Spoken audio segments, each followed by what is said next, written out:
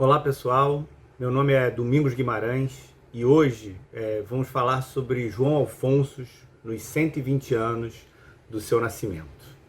Antes de mais nada, eu queria agradecer o convite feito pela Academia Mineira de Letras através do seu presidente, Rogério Faria Tavares.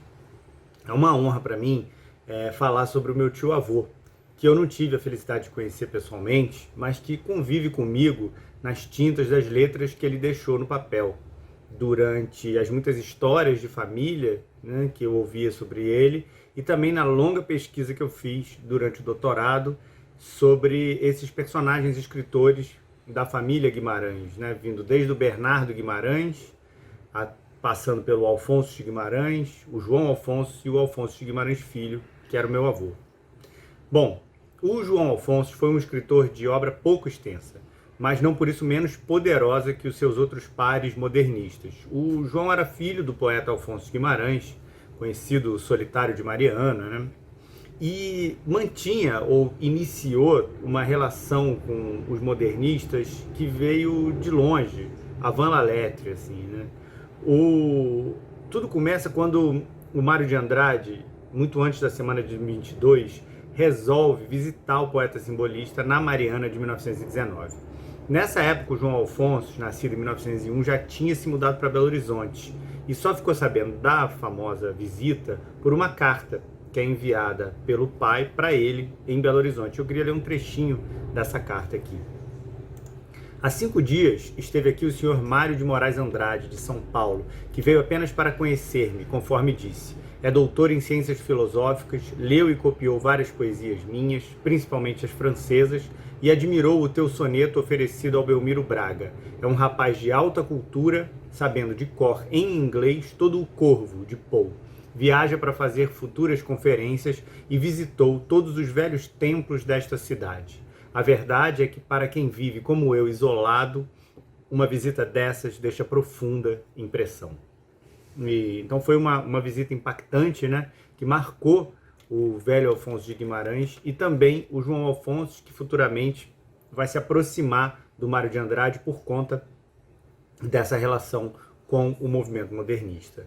Eu começo com essas datas e esses personagens porque 2021 foi o ano da gente celebrar os 120 anos do nascimento do João, e esse ano de 2022 é o ano que completa-se, né, 100 anos da Semana de 22, um evento ali a princípio regional, paulistano, mas que reverberou por todo o Brasil e que segue com pensamentos e linguagens que influenciaram várias gerações, inclusive agora sendo debatidos à luz de novos pensamentos e noções históricas que surgiram nesse último século. Mas, naquele momento, ainda pré-semana de 22, o jovem de 17 anos, que deixava a família Mariana para tentar a sorte na capital de Minas, começava a se aventurar pela poesia, numa relação muito íntima com o pai, o poeta simbolista, e de quem João se dizia mais do que filho, um amigo. E é bonito ver nas cartas que eles trocam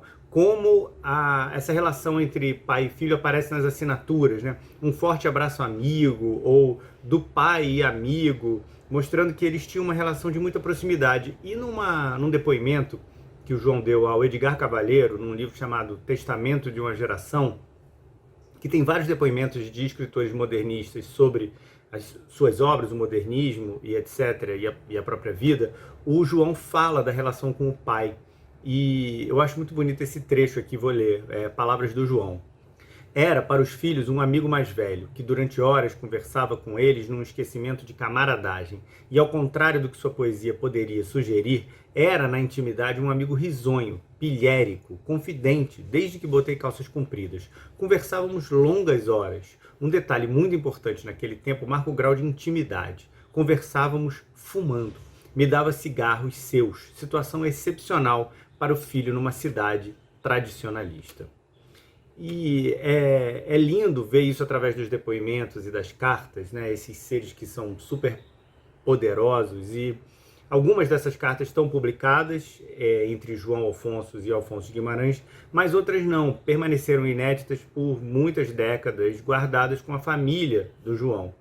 E aí eu faço um agradecimento enorme à família do João Alfonso por ter me confiado esse arquivo durante a pesquisa da minha tese de doutorado. E o esforço da Ana Cláudia Rola, que é da Casa Museu Alfonso de Guimarães em Mariana, que me ajudou muito nesse processo, e agora essas cartas digitalizadas vão integrar o acervo digital do museu lá em Mariana, e então vão estar abertas, né, para o público.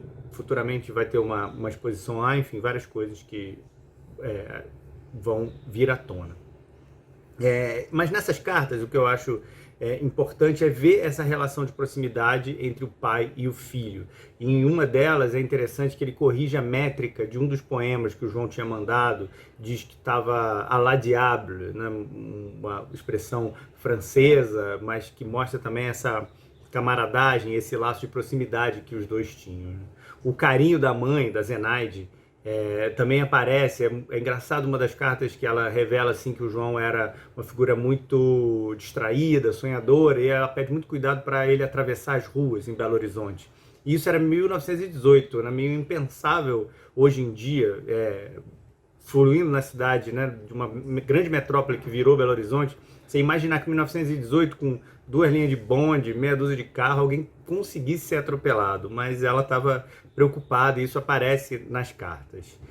Toda essa relação familiar acaba sofrendo um corte, né, bruscamente interrompido no dia 15 de julho de 21, quando chega um telegrama para o João Alfonso com uma breve frase: faleceu repentinamente, assinado Zenaide.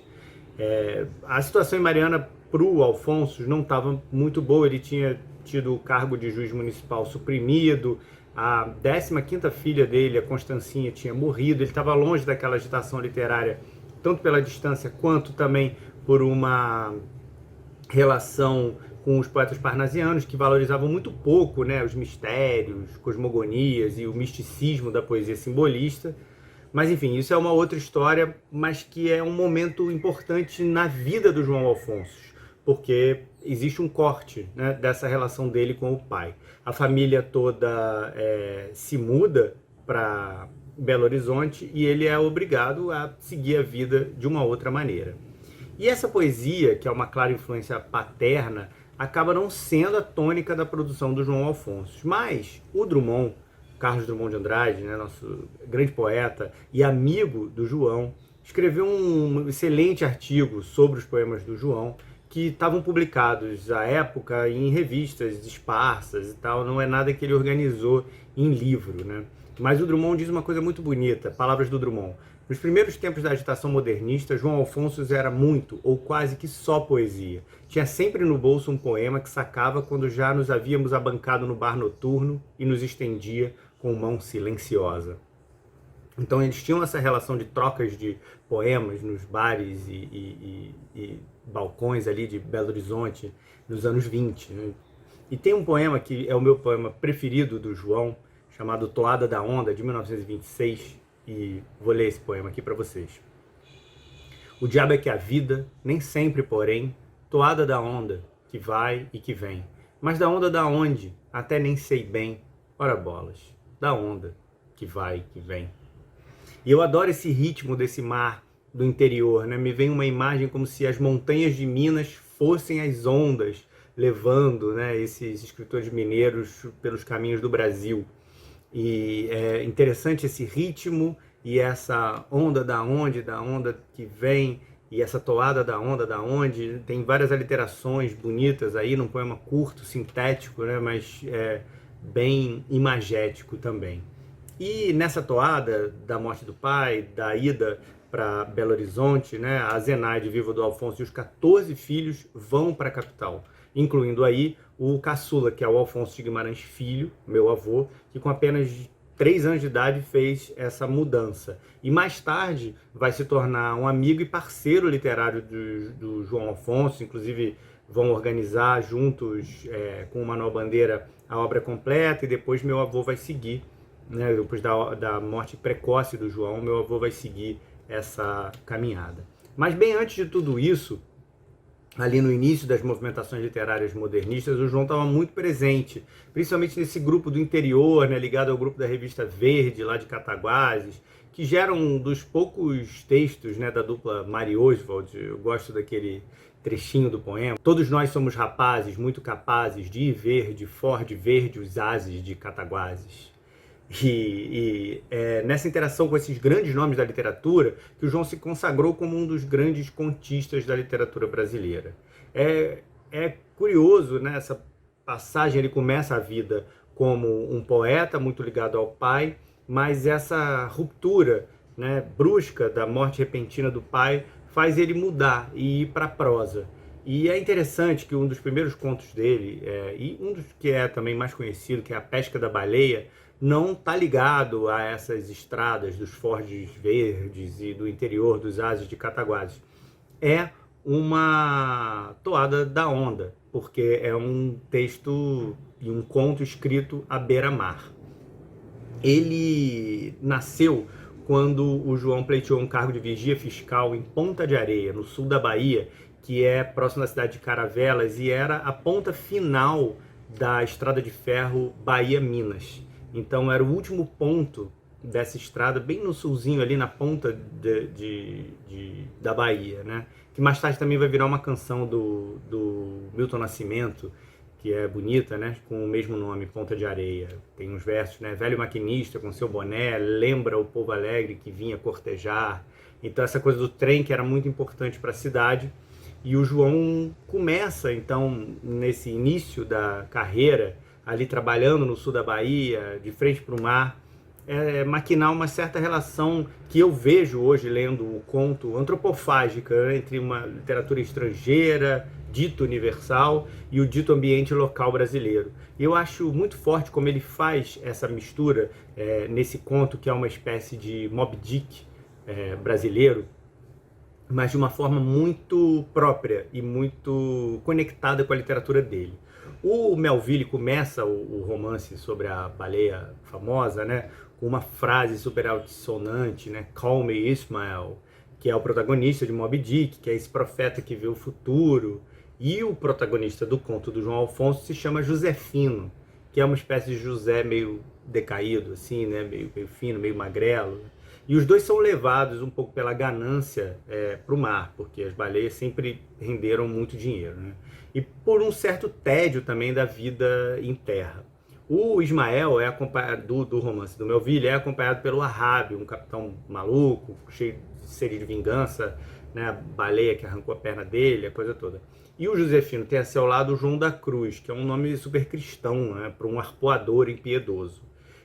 Mas enfim, o barco do Ahab é o Pequod, que é uma palavra dos índios norte-americanos, né? Pequot, que é enfim, essa relação com a linguagem dos índios americanos. E o veleiro que sai de Ponta de Areia se chama Itã, que também é tirado do tupi e que significa concha de marisco. Então eu acho bonito também, né? Ele vai pegando essa relação, mas ele traduz para uma realidade mais brasileira, né? Dos povos indígenas originários daqui.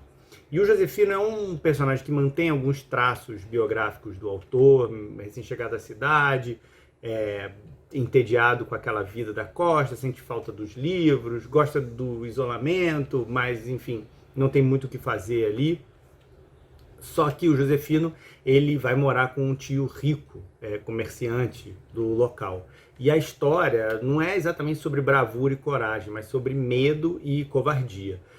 É sobre esse arpoador que não tem coragem de fisgar a baleia. Os dois, né, o João da Cruz e o Josefino, quando chegam no momento crucial que fisgam a baleia, eles olham nos olhos da baleia e não conseguem puxar ela para a costa. E soltam a corda do arpão e terminam o conto de uma maneira super vexatória, pelados pela tempestade, chegando na praia. O trechinho final do conto é assim: o lugarejo passara a noite ansiosamente. Homens, mulheres, meninos atulhavam o porto. Os pescadores nus saltaram aos abraços. O regresso era festejado sem que ninguém notasse a falta de vestes. Josefino passou cabisbaixo, quase correndo, entre eles, e percebeu que já se riam atrás. Então essa volta deles pelados, né, vão voltar como heróis e voltam pelados e a cidade rindo deles, uma virada que o João constrói nesse conto que tem essa relação com os animais que vai percorrer a obra toda do João num dos contos mais famosos dele, que é o Galinha Cega. Talvez isso chegue ao seu ápice, mas antes disso e depois disso, muitos outros animais aparecem na obra do João, né? O burro chamado Mansinho, o gato sardanapalo, barata, passarinho e outros bichos que não são nomeados, mas que povoam essa obra numa relação intensa com o ser humano. Tem um outro conto que eu gosto muito sobre os animais, que é o conto Mansinho.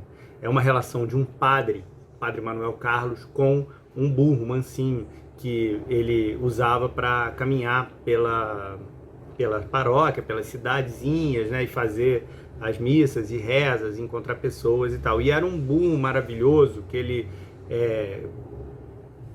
implicava características humanas ao animal, tinha uma relação muito forte, o burro nunca empacava e o burro morre. Já velhinho, morre, e o padre, muito apegado àquele bicho, confere a ele um enterro humano, enterra numa cova, faz todas as rezas que faria a um ser humano, né, naquele momento, e a partir disso começa a ficar muito conflituado por ter colocado uma alma humana dentro daquele bicho, né? Então ele começa a esquecer das coisas, esquece das missas, dos compromissos, vive num conflito religioso muito forte depois da morte do animal e de ter, num dia de Santana, realizado esse enterro como se aquele burro fosse um ser humano.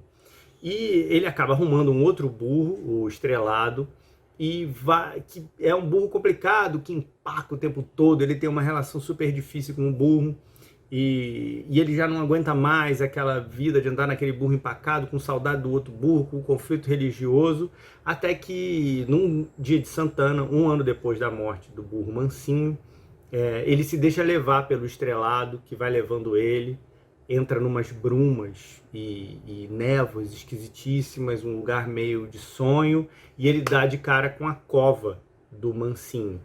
E nesse encontro parece que algo mágico acontece e o Estrelado incorpora o Mansinho e muda de personalidade. O padre passa a chamar o Estrelado de Mansinho e eles vão caminhando com a névoa se dissipando, e aquele burro nunca mais empaca, vira o burro perfeito, cheio de características humanas que o padre via no Mansinho. E é interessante pensar esse conto, porque ele fala muito de um conflito religioso, e o João não se dizia uma pessoa extremamente religiosa, né? Dizia que na infância tinha sido, mas que a adolescência trouxe para ele um ceticismo muito grande, a juventude também. Só mais para a idade adulta, já com os filhos, ele retomou um contato e uma relação com essa ideia de Deus, mas mesmo assim sem nenhum fervor religioso que aquela infância em Mariana tinha trazido para ele, né? E aí eu acho que vale a gente falar também desse conto que talvez seja o mais famoso dele, que é o Galinha Cega, o mais reproduzido pelo menos, e eu gosto muito porque tem uma caricatura feita pelo Emílio Moura, do João Alfonso, que é o rosto dele, um perfil do rosto dele, sem os olhos, o João cego. Mas esse João cego, né, assim como o Homero, enxergava coisas que a gente não consegue enxergar, só depois de ler os contos e romances dele, né? E essa galinha cega, na verdade, ela nasce no quintal da casa. Nesse mesmo depoimento para o Edgar Cavaleiro, ele fala isso, e eu queria ler esse trechinho que ele fala da galinha. A galinha cega existiu no terreiro da casa número 56 da rua Tomé de Souza, nesta cidade, residência da família Alfonso, desde que se mudou para cá em 22. Era um tipo de mestiço, vulgar de galinha amarelada, que cegou inesperadamente e começou a receber da família um tratamento narrado no conto, em que até eu colaborava de vez em quando. Um dia apareceu morta, esquartejada por um bicho facínora, que não podia deixar de ser um gambá. Imaginei depois o ambiente mais humilde, o galinheiro, o carroceiro, sua ternura, sua cólera, o plano de apanhar o fascínora com a gamela de cachaça, sua reviravolta psicológica mandando o bicho em paz e um sacrifício do escritor à verdade psicológica. Porque a indignação da família trouxe uma vontade de matar o gambá. E isso até meu avô contava, de lembrar, de ouvir essa história ser contada em casa, né, e da galinha verdadeira, e de todo mundo ter vontade de matar o gambá. E isso era uma vontade que o João tinha de fazer no conto. Ele queria matar esse gambá no conto, mas ele não consegue. E o conto termina com uma tentativa, né, depois de toda essa relação com a galinha cega, daqueles cuidados todos, e ela amanhecer morta, termina com a fúria do carroceiro querendo matar o gambá. E ele deixa uma gamela de cachaça, tinha um dito popular, né, bebe feito um gambá, que inclusive quando o conto foi publicado pela primeira vez em 26, na Terra Roxa e Outras Terras, na revista, ele vinha com essa epígrafe, bebe feito um gambá, dito popular. Mas isso foi suprimido na versão em livro que o João publicou. E o interessante é que o carroceiro deixa a gamela de cachaça, quer que o bicho beba, para ele, né, ficar meio trôpego e poder pegá-lo. Mas o bicho bebe, só que o carroceiro não tem coragem de matar o gambá. Mais uma vez, né, assim como os arpoadores não têm coragem de matar a baleia, o carroceiro também não tem coragem de matar esse gambá. E o final do conto tem um arco super interessante, porque o gambá vai cantando como qualquer criatura humana, o João narra, né? E a lua como um balão balança, a lua como um balão balança, a lua como um balão, e adormeceu de súbito debaixo de uma pitangueira. E estão os dois já meio cansados, naquele lusco-fusco, o gambá, o carroceiro. E nessa narrativa do fim do conto, você não sabe se quem está cantando é o gambá, é o carroceiro, se é o gambá já bêbado e um tanto humanizado. E essa mistura novamente acontece, né, entre animais, essa simbiose entre o padre e o burro, entre a baleia e o Josefino, entre o carroceiro e o gambá que matou a galinha cega. E eu acho que o João Alfonso, ele tem uma visão assim de xamã mesmo, sabe? Ele enxerga dentro dos animais uma forma, um sujeito, né, escondido sob a pele da baleia, de um gato, de uma galinha, de um burro. E é esse poder que o João tinha de ir além, né? Porque não se trata de visão, mas de uma sensibilidade que prescinde dos olhos e penetra fundo nos recantos escondidos dos corpos que tomamos como os corpos humanos ou os corpos dos animais. E aí o João se inscreve aqui numa linhagem grande, né, que trata os animais não só como uma gentil companhia doméstica, mas que olha como Kafka, ou Melville, ou Machado de Assis, né, no Brás Cubas, que dedica o livro ao verme, né? E alguns dos próprios contemporâneos. O Rosário Fusco tem um livro também, Dia do Juízo, que tem um monólogo de uma personagem, de uma minhoca, que, assim como os animais de João Alfonso, também estão sempre ironizando a razão e a moral humanas. Bom, os contos, que talvez fossem o gênero preferido do João Alfonso, acabam sendo, para mim, uma parte, talvez a parte mais potente e estranha, fantástica até, da obra dele, porque se relaciona com essas sutilezas de relações que vão além das nossas relações humanas cotidianas. Ele escreveu 2 romances, e é curioso porque pode parecer um contrassenso, mas ele explicava dizendo que era mais fácil escrever romance do que conto, porque o conto merecia uma dedicação e atenção profunda para ser escrito num sopro, num jato, do início ao fim, e que com muita intensidade, né? E o romance, ele podia ser feito nos entretempos, vagarosamente, ali quando sobrava um tempinho, escrevia uma página. E eu relaciono muito isso a um pensamento do Júlio Cortázar, que dizia que o conto é uma luta de boxe que te vence por nocaute. e o romance é uma luta de boxe que te vence por pontos.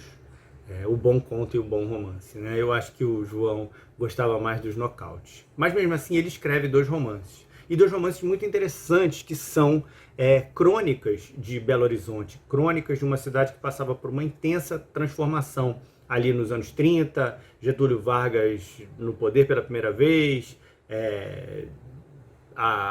já no golpe, né? A nova Constituição de 34, todas as revoluções da cidade, o campo mudando, imigrações, né? E um dos livros, o primeiro, é o Totônio Pacheco, que foi publicado em 1935 e que tinha ganhado no ano anterior o Prêmio Machado de Assis, da Companhia Editora Nacional, junto com Érico Veríssimo, Márcio Ribeiro, Dionélio Machado, e chegou a virar, em 1960, uma novela da TV Tupi. Nesse livro, a narrativa que a gente tem é de um velho coronel, Totônio, que era meio preguiçoso, devasso, e já estava velho para viver na fazenda, e ele é transplantado para a cidade, para Belo Horizonte, numa casa na Avenida Álvares Cabral. E aí, da varanda da casa, ele vai assistindo a cidade subindo, as casas subindo, né? E os italianos, imigrantes, construindo essas casas. E num trecho do livro aqui, que eu acho interessante, tem um italiano tocando uma obra e ele fala pro coronel, né? Como é, coronel? Tá gostando? Isso é um servicinho à toa de cimento armado. Quando a firma estiver construindo um skyscraper, quer dizer, um arranha-céu, chama o senhor para ver o trabalho. Nas obras grandes, a massa sobe nas caçambas, gasta-se menos tempo. E aí o João continua. Tudo era novidade para o fazendeiro, que largou dali a hora o almoço. Quando descansava no alpendre, depois da comida, as pancadas do motor iam embalando a sua preguiça, o seu cochilo digestivo, mansamente. Bem diferente do ruído molhado do engenho da cana.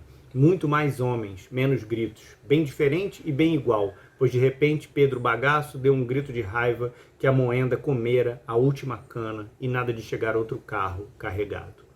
E nessa prosa meio desse ritmo sincopado das máquinas, né, seja da fazenda ou da cidade, o João vai trançando essas duas relações, sempre nesse lugar um pouco do sonho e do delírio do fazendeiro, que vai tendo essa derivação do universo da fazenda para o universo da cidade. Então ele ouve o barulho das máquinas, lembra do barulho da moenda da cana, ouve o grito dos homens, lembra do grito dos homens da fazenda, né? Dos homens da obra e dos homens da sua fazenda. E toda uma relação de muito estranhamento com esse novo mundo, né?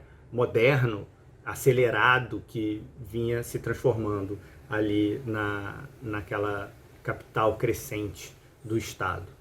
O livro também cheio de passagens sensuais, assim, o coronel tinha essa onda muito devassa, e o livro trata dessas questões, das relações do machismo, de como os homens estão sempre traindo ou escondendo o sexo pago das esposas e tudo mais.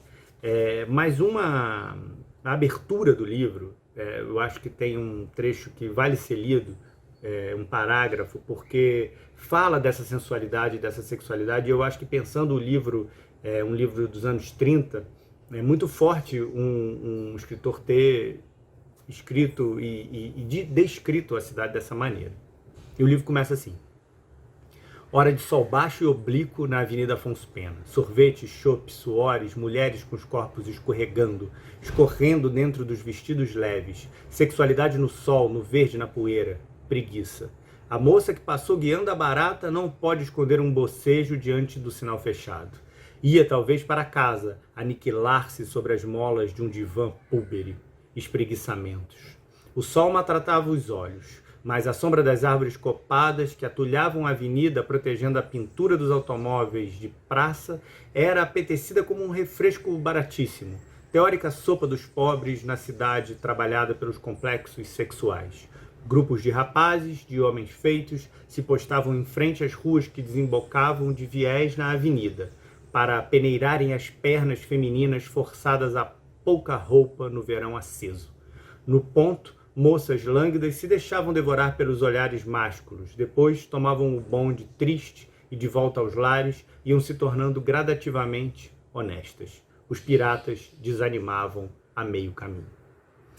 É uma descrição incrível dessa Belo Horizonte dos anos 30, né, onde ele via muita sensualidade, sexualidade, num verão aceso e numa Avenida Afonso Pena, que infelizmente hoje talvez é mais pelada do que qualquer pessoa que possa andar nela. Cortaram todas as árvores e o sol quente deve ser ainda mais inclemente, né? Mas essa sensualidade que tem no livro e cenas também num bordel, foram muito criticadas pela crítica especializada da época, né? O livro foi até considerado impróprio para moças de bom tom, porque tinha essas descrições de sensualidade, sexo. E eu, lendo o livro agora, né, 80 anos depois de que ele foi escrito, não dá para imaginar o quanto isso impactou, né? Porque a noção do que é pornográfico, o obsceno hoje mudou completamente. Agora, o João fala que aboliu uma certa hipocrisia de fachada para escrever o livro, né, que existia na cidade, e que ele precisou, para escrever esse livro, ir contra muitos dos seus próprios preconceitos na hora de escrever, para conseguir usar uma linguagem mais crua que pudesse passar para o leitor essa relação de potência sensual que ele via nessa cidade que crescia. Eu acho que é importante a gente destacar nesse romance um contraponto que é feito entre a estagnação econômico-social desse espaço rural, de uma atividade agropastoril tradicional de modelo escravocrata, e essa ambiguidade do espaço urbano que buscava se modernizar pelos padrões progressistas mais conservadores, né? E notando que, mesmo disfarçado ou suavizado, muitos dos preconceitos e hábitos autoritários do campo acabam se mantendo na cidade. E é nesse momento que esse humor meio sóbrio do João Alfonso lança um olhar de denúncia potente, rigoroso, contra esse patriarcado decadente. Um olhar que é criterioso sobre mais do que cautelosa e gradual democratização da ordem socioeconômica urbana, e o interesse da narrativa do romance por personagens meio secundários, históricos ou ficcionais, que equivale a um direcionamento do foco de vários dos seus contos sobre os bichos que a gente falou, né? Esses burros, baleias, galinhas, gatos, que são personagens sempre meio marginais, como os trabalhadores, as mulheres. Tem um jogador de futebol que na época era uma figura marginal, né, que aparece no livro. E aí eu acho que, mesmo sem radicalizar o experimento estético, como talvez o Oswald vai fazer mais na frente, o João adere e se insere e contribui plenamente para o movimento modernista por esse agudo olhar crítico que ele tem e que lança sobre as questões que ele aborda. Na agilidade desse estilo narrativo despojado, super perspicaz, assim, o João Alfonso estabelece uma perspectiva renovadora e cruel sobre as circunstâncias que se apresentavam naquele panorama que ele enxergava da cidade. Uma outra coisa muito interessante sobre esse livro é que várias pessoas escreveram, e no arquivo pessoal do João tem carta de Mário de Andrade, Ciro dos Anjos, Tasso da Silveira, Manuel Bandeira, Guilhermino César, enfim, Drummond, em todo mundo. Mas uma carta que me marca muito é uma carta de um fazendeiro de uma fazenda de gado de Bambuí, em Minas Gerais. O irmão do João, mais novo, o Gui de Guimarães, tinha uma relação com esse fazendeiro e manda o romance para ele. E o fazendeiro responde uma carta muito interessante que eu gostaria de ler um trechinho para vocês. Prezado Gui, recebi sua carta acompanhando o Totônio Pacheco. A alma do nhonhô Francisco Pacheco, aparecendo no tanque de garapa, está de acordo com nossas lendas. Não se compreende a fazenda sem assombração. Seria como igreja sem santo, casa sem mulher. A linguagem de Totônio é a falada por nossos fazendeiros, própria do nosso meio.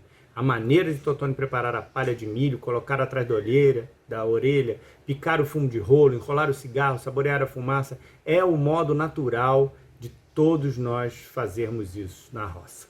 Entretanto, há diferença entre Totônio e os fazendeiros. Totônio é devasso, preguiçoso, fusarqueiro. Nossos fazendeiros são trabalhadores honestos e bons esposos. Já agora, deve o senhor João Alfonso escrever outro romance cujas cenas passem na roça, para que as moças possam ler. Transferir o roceiro para a cidade, mesmo depois de velho, é inconveniente. Cada macaco no seu galho. Abraços de Altim. E eu acho que essa carta tem esse panorama todo que eu tracei um pouco do livro aqui, né? Ele fala da devassidão do Totônio, mas se protege, dizendo que ele mesmo, né, e os amigos são bons esposos e bons moços, né? Esconde, como no romance o Totônio também escondia isso da mulher.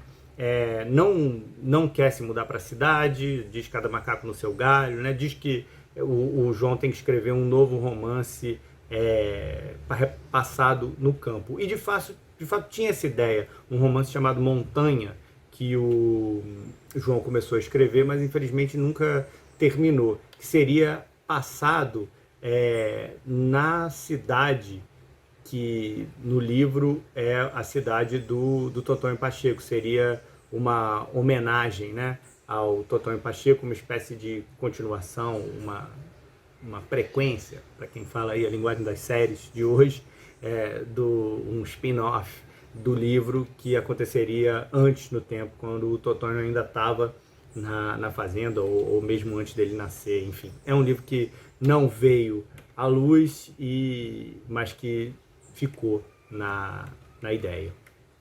O segundo livro romance do João é o Rola Moça, já publicado no início de 38.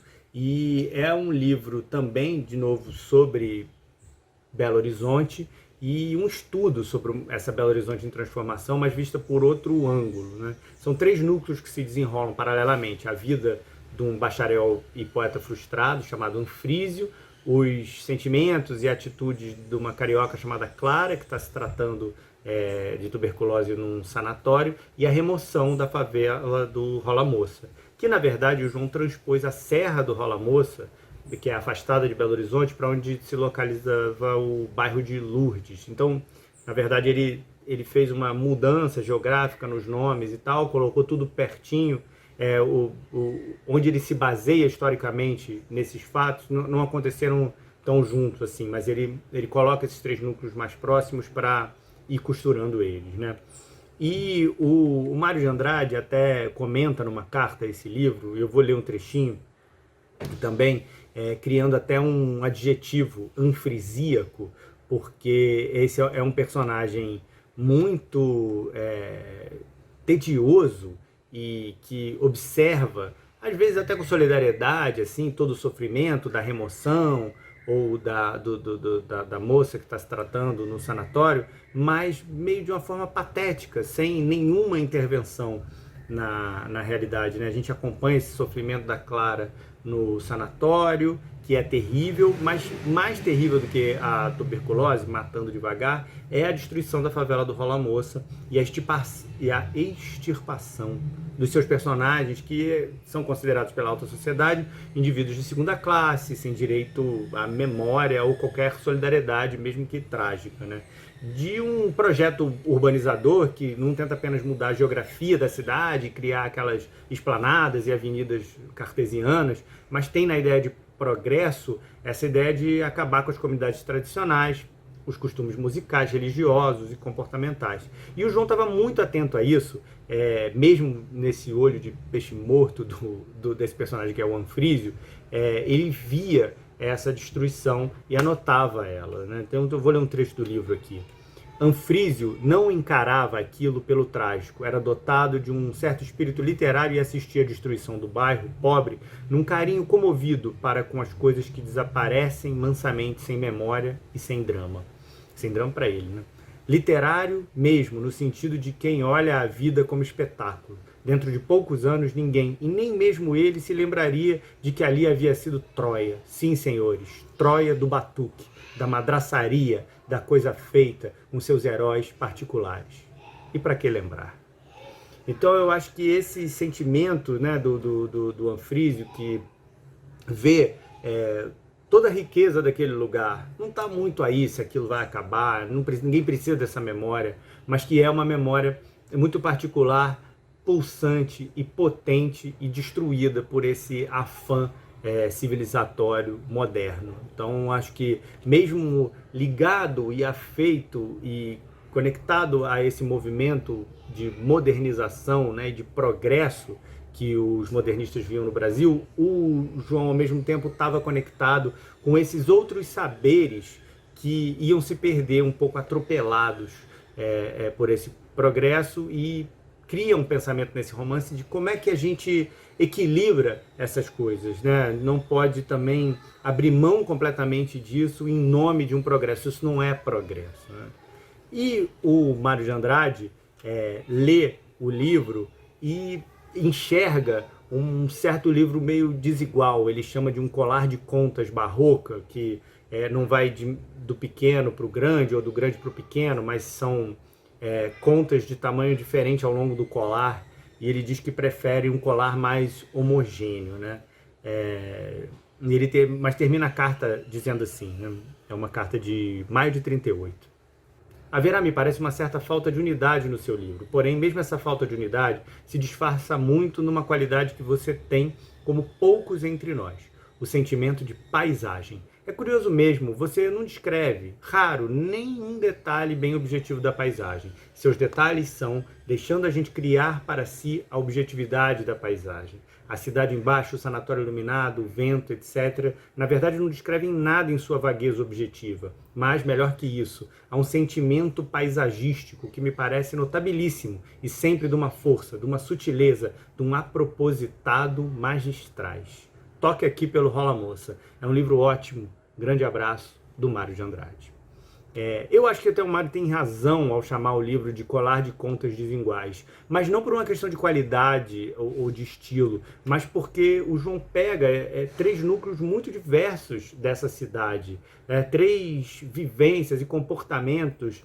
Acompanhando o livro mais detalhadamente, você vê, né, as relações com a medicina, com os tratamentos, com a doença ali no bloco do sanatório, a vida de um poeta frustrado tentando escrever, não conseguindo, olhando aquela cidade se transformando e não conseguindo dar conta disso, um sofrimento muito pessoal, né? E o outro, o sofrimento dessa coletividade, né, ali do Rola Moça, sendo expulsa, sendo transformada. Os animais aparecem muito, né? Tem um outro burro que aparece nesse romance, que cai num buraco e olha para as pessoas e tem uma epifania.